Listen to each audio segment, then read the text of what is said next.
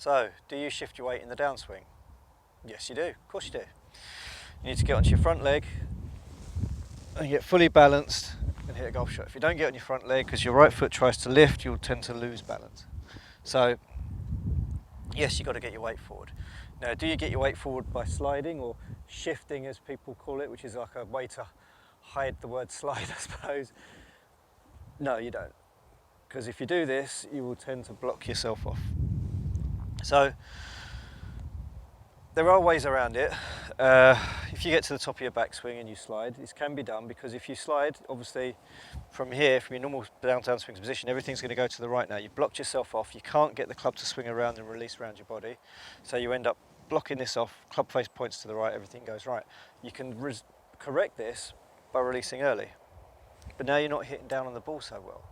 It's kind of defied the whole point of shifting left to hit down on the ball in the first place.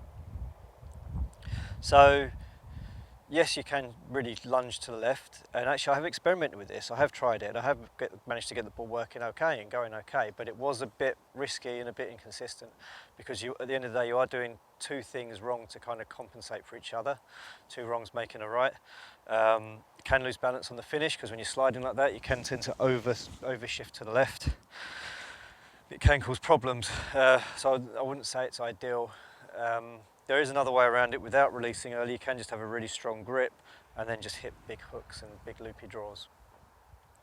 But you know, it can be done. But as a general rule of thumb, you don't need to.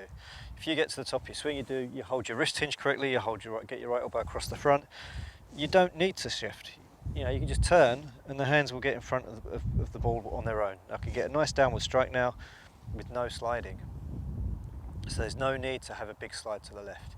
Yes, the weight does go onto your left leg, and the reason why that is in the backswing, you turn both hips equally and both shoulders equally, so if you stay centered, there's your center point, and you turn around it because both are turning at the same amount.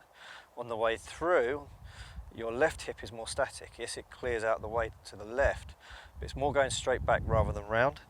With this going straight back and the right hip working across, you're now on your left leg. You've left your center point, you're now over here. And that's what happens. So you don't need to shift to the left or slide to the left. You just turn this one out the way and get this one moving across, and your weight goes on your left leg. You don't have to feel like you add anything more than that. As long as you get your elbow and your wrist correct, doing your drills, you'll get your hands in front, you'll get your downward strike. You don't have to feel like you lunge or shift to the left.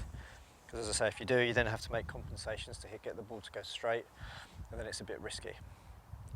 Now, there are different blends of that. You will see some guys that do a bit of shift and some turn, kind of do a bit of both, get the downward strike, get a little bit of early release or a little bit of a stronger grip, and can make it work.